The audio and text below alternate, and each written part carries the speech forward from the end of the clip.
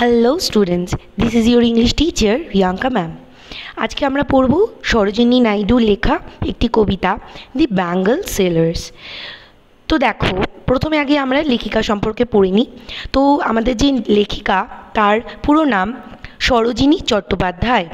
তিনি একজন রাজনীতিবিদ এবং ভারতীয় স্বাধীনতা সংগ্রামীও ছিলেন। ভারত ছাড়ো আন্দোলনে তার গুরুত্বপূর্ণ একটি ভূমিকা ছিল। তিনি 1925-এ ভারতীয় জাতীয় কংগ্রেসের প্রথম মহিলা প্রেসিডেন্ট হিসাবে নিযুক্ত হন। ব্যাঙ্গল সেলার এই কবিতাটি 1912 সালে দি বার্ড অফ টাইম নামক কবিতা সংগ্রহে প্রকাশিত হয়। ভারতীয় লোকগীতির রসদ লুকিয়ে রয়েছে এই কবিতার তৃতীয় অংশে। কবিতাটি ভারতীয় মেয়েদের সংস্কৃতি এবং মেয়ে থেকে মহিলা এবং বৃদ্ধা এই যে জীবনাবস্থার এই যে জার্নিটাকে সুন্দরভাবে এই কবিতাটি আলোকপাত করছে। চুড়ি এখানে যেটি আর কি মেয়েদের খুবই প্রিয় একটা গহনা। সবাই চুড়ি পরতে ভালোবাসে, বেশিরভাগ মেয়েরাই। তো তাদের সেই মেয়েদের এই যে আনন্দের এই যে সেই জার্নিটাকে কীভাবে এখানে কবি তুলে ধরেছে, চলো আমরা পড়ি। The Bengal Sailors, Sarojini Naidu. Bengal sailors are we who bear our shining loads to the temple fair. বলছে চুড়ি বিক্রেতা হলাম আমরা, যারা আর কি চকচকে উজ্জ্বল চুড়িগুলোকে ধর্মীয় অনুষ্ঠানে নিয়ে যাই। তো এখানে বলে রাখি, এই যে আওয়ার শাইনিং লোডস, এখানে চকচকে উজ্জ্বল চুড়িগুলোকে বোঝাচ্ছে। এখানে লোডস মিন্স তাদের সেই মালপত্র, তো তারা কি বিক্রি করে? চুড়ি। তো এখানে সেটাকে বোঝানো হচ্ছে। এবং টেম্পল ফেয়ার মিন্স মন্দিরের মেলা নয়, এখানে টেম্পল ফেয়ার মিন্স যে কোনো ধর্মীয় অনুষ্ঠানকে বোঝানো হচ্ছে। Who will buy this delicate bright rainbow tinted circles of light. তো এখানে কি বলছে দেখো, বলছে যে কে নেবে এত সূক্ষ্ম উজ্জ্বল রামধনুর ন্যায় রঙিন আলোর বৃত্তকে। তো এখানে দেখো ওয়ার্ডের মানেগুলো বুঝিয়ে দিই। ডেলিকেট মিন্স সূক্ষ্ম, ব্রাইট মানে উজ্জ্বল, রেইনবো মানে রামধনু। এখানে রেইনবো বলার অর্থ হলো চুড়ির বিভিন্ন রং। রামধনু তো আমরা জানি 7টা রং, তো এখানে 7টা রং বা রেইনবোকে বলে এখানে বিভিন্ন রঙকে বোঝানো হচ্ছে, যে চুড়ির বিভিন্ন রং রয়েছে। এবং টিন্টেড মানে রঙিন, আর সার্কেল অফ লাইটস মানে চুড়ির যে শেপটা গোল, তো এটাকে বলছে সার্কেল অফ লাইটস। কেন? কারণ চুড়ি মেয়েদেরকে আনন্দ দেয়। That's why this is called circle of lights here, okay? Lustrous token of radiant lives for happy daughters and happy wives. তো দেখো কি বলছে lustrous token, lustrous means উজ্জ্বল, টোকেন মানে চিহ্ন। তো বলছে দেখো রেডিয়েন্ট লাইভস বলতে আনন্দময় জীবন। এখানে আনন্দময় জীবন বলতে কাদের জীবনকে বলছে? মেয়েদের জীবনকে বলছে। তো বলছে মেয়েদের জীবনের এটি হলো একটি উজ্জ্বল একটি চিহ্ন। কোনটি উজ্জ্বল চিহ্ন? চুড়ি। For happy daughters happy wives, ভালো আনন্দময় মেয়েদের জন্য এবং আনন্দময় বউদের জন্য। Some are meet for a maiden wrist silver and blue as the mountain mist. কিছু চুড়ি তৈরি হয় সেই সমস্ত অবিবাহিত মেয়েদের জন্য যে চুড়ির রঙগুলো হয় পাহাড়ে জমা কুয়াশার ন্যায়, যে কুয়াশার রঙ হলো রূপোলি বা নীলছে। Some are flushed like the birds that dream on the tranquil brow of a woodland stream. এখানে এই দুটো লাইনের মানে খুবই ইম্পর্টেন্ট, তো মন দিয়ে শোনো। দেখো আগে প্রথমে ওয়ার্ডগুলোর মানে বলে দিচ্ছি। ফ্লাশড মানে রঙিন, বার্ডস মানে ফুলের কুড়ি, ড্রিম মানে স্বপ্ন দেখা, ট্র্যাঙ্কুইল মানে শান্ত, ব্রো মানে পাশে, উডল্যান্ড মানে বনভূমি, এবং স্ট্রিম মানে নদী। তো দেখো কি বলছে এখানে, লালচে রঙিন যে বা হালকা গোলাপি যে ফুলের কুড়ি, এই ফুলের কুড়ির সাথে একটি মেয়েকে একদম আর কি একটি সদ্য মেয়ের বিউটিকে এখানে কম্পেয়ার করছে। তো বলছে দেখো একটা বার্ডস, একটি ফুলের কুড়ি বনভূমির মাঝ থেকে বয়ে যাওয়া শান্ত নদীর পাশে বসে সে যেরকমভাবে স্বপ্ন দেখে ফুলে রূপান্তরিত হওয়ার, ঠিক সেরকমভাবেই একটি মেয়ে স্বপ্ন দেখে যে সে কবে তারুণ্যে পা দেবে, সে কবে নারী হয়ে উঠবে। এই স্বপ্নটাকে এখানে ড্রিম মানে ওই স্বপ্নের কথা বলছে। এখানে বার্ডস বলে এখানে ফুলের কুড়ি কি একটা অবজেক্ট, এটাকে কিন্তু পার্সনিফাই করা হচ্ছে। এখানে বার্ডস সেট থ্রু, এই ওয়ার্ডের থ্রু একটি মেয়েকে বোঝানো হচ্ছে। তো এখানে পার্সনিফিকেশন আমরা দেখতে পাচ্ছি। তো দেখো কি বলছে, এবং এইটি ব্যক্তিত্বকে তুলে ধরছে। ঠিক আছে, তো লাইনটির মানে বোঝা গেছে। দেখো কি বলছে, some are aglow with the bloom that cleaves to the limpid glory of newborn leaves. এখানে ক্লিভস মানে, আমি লাইনটির ওয়ার্ডের মানে বলে দিই। এগ্লো মানে উজ্জ্বল করা, ব্লুম মানে ফুল, ক্লিভস মানে দৃঢ়ভাবে আটকে থাকা, limpid glory, limpid glory of, এখানে গ্লোরি বলতে সৌন্দর্য, নিউবর্ন লিভস মানে একদম নবীন পাতাকে বোঝানো হচ্ছে, আর লিম্পিডস মানে স্পষ্ট। ওকে, তো দেখো কি বলছে এবার লাইনের মানে বলছে,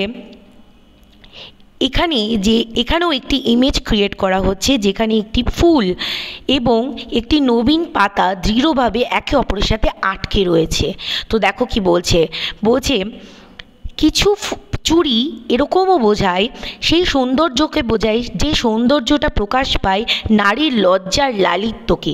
ঠিক আছে, নারীর লজ্জার যে লালিত্য, সেই রঙিন সৌন্দর্যকে তুলে ধরে চুড়িগুলো।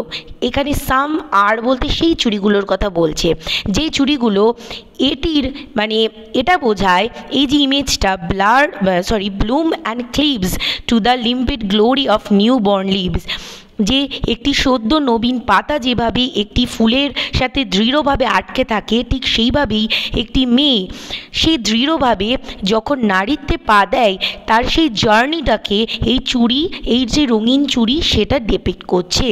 ঠিক আছে, তার মানে আমরা প্রথমে পড়লাম একটি অবিবাহিত মেয়ে, একটি কন্যা, তারপরে পড়লাম একটি মেয়ে যে ক্রমশ তরুণের স্বপ্ন দেখছে, এবার সে তারুণ্যের পথে বা নারীত্বের পথে সে পা দিচ্ছে।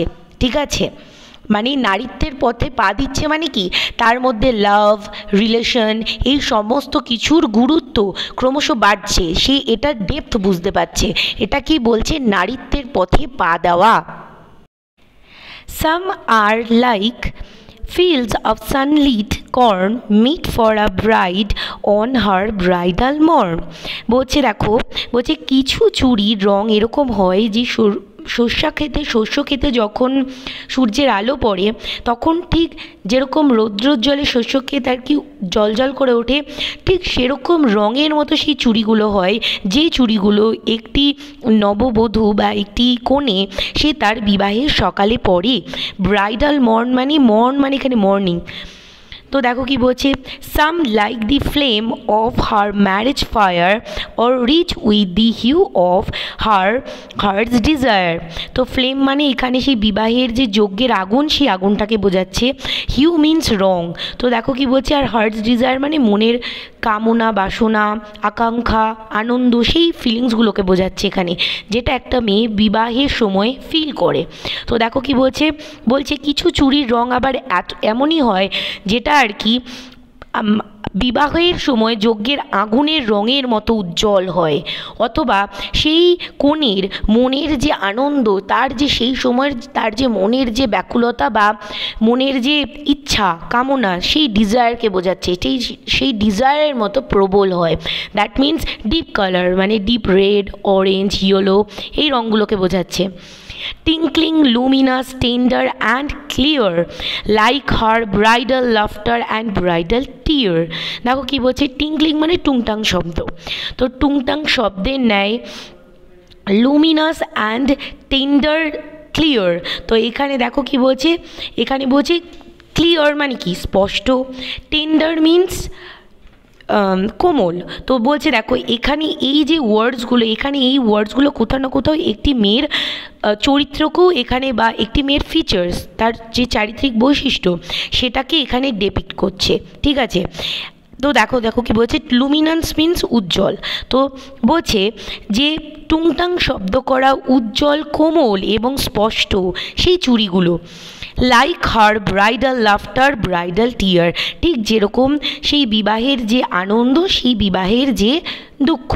দেখো বিবাহের যে ক্রন্দন, সেটা ব্যাপারটা কি, ব্রাইডাল লাফটার মানে কি, যখন সে একটা নতুন জীবনে পা বাড়াচ্ছে, অবভিয়াসলি তার মনের মধ্যে অনেক আকাঙ্ক্ষা, অনেক পজিটিভ, অনেক ডিজায়ার থাকবে, তো সেই জিনিসটাকে বোঝাচ্ছে। That's why she was very happy on that time. তো দেখো কি বলছে, তাই জন্য বলছে laughter. And why she was crying, বলছে দেখো ব্রাইডাল টিয়ার, তার মানে সে যখন, এখানে এটা হিন্দু মতের, এখানে হিন্দু মতের কথাই বলা হচ্ছে। তো এখানে কি হয়, বা ইন্ডিয়ান মানে ভারতে কি হয়, যে মেয়েরা বিবাহের পর এক বাড়ি থেকে আরেক বাড়িতে যায়, তো সেই সময়ের যে নিজের মানুষদেরকে ছাড়ার যে বেদনা, সেই বেদনাটাকে এখানে বোঝানো হচ্ছে, ঠিক আছে। সেই টিয়ার্সের some are purple and gold flecked grey for she who has journeyed through life midway, যারা জীবনের মাঝ পর্যায়ে পৌঁছে গেছেন তারা আর কি বেগুনি অথবা ধূসর রঙের, যেখানে আর কি গোল্ডেন কালারের আর কি ছোট ছোট আর কি বিন্দু দিয়ে নকশা করা আছে, ঠিক এরকম ধরনের চুড়ি পরতে পছন্দ করে, ঠিক আছে। হুজ হ্যান্ডস হ্যাভ চেরিজড, যার হাত আর কি লালন পালন করেছে। হুজ লাভ হ্যাজ ব্লেসড, যিনি আর কি ভালোবাসা দিয়েছেন এবং আশীর্বাদ করেছেন। And cradled fair sons on her faithful breast, এবং যিনি তার ফুটফুটে সন্তানদের তার বুকে টেনে নিয়েছেন। And serves her households in fruitful pride, এবং উজ্জ্বল সে তার গর্বের সাথে সে তার পারিবারিক কর্তব্য পালন করে, এবং and worships the gods at her husband's side, এবং যে তার হাজব্যান্ডের পাশে গিয়ে আর কি ভগবানের পুজো করে। তো ঠিক সেই মুহূর্তের কথা বলছে যে আফটার ম্যারেজ যখন সন্তানেরা বড় হয়ে যায় এবং তারা তখন সেই জীবনটা, সেই মার জীবনের কথা এখানে বলা হচ্ছে। সেই জীবনে একটা মহিলা কীরকম চুড়ি পরা পছন্দ করে, ঠিক বেগুনি অথবা গোল্ডেনের কাজ করা ধূসর রঙের চুড়ি। তো দেখো স্টুডেন্টস, এখানে আমরা এই কবিতাটি পড়ে সিম্পলি এটাই বুঝতে পারলাম যে মেয়েদের জীবনের বিভিন্ন পর্যায়ের অনুভূতির প্রতীকই হলো চুড়ি। তাই এবং তারই সাথে এটি ভারতীয় সংস্কৃতি বা রীতিকে তুলে ধরে।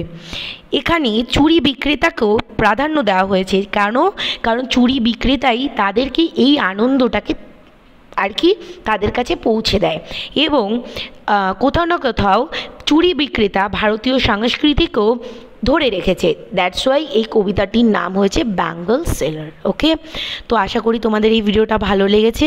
কারোর কোথাও যদি কোনো প্রবলেম হয় অবশ্যই বলবে, কমেন্ট সেকশানে কমেন্ট করবে, আমি অবশ্যই তাদের ডাউটস ক্লিয়ার করব। ভিডিওটি ভালো লেগে থাকলে লাইক করবে, শেয়ার করবে, এবং আমার ভিডিওটি যদি সবার আগে তোমার কাছে যায় এটা চাও, তাহলে বেল আইকনে ক্লিক করতে ভুলো না। অবশ্যই সাবস্ক্রাইব করো আমার চ্যানেলটাকে। সবাই ভালো থেকো, আজকের জন্য টাটা।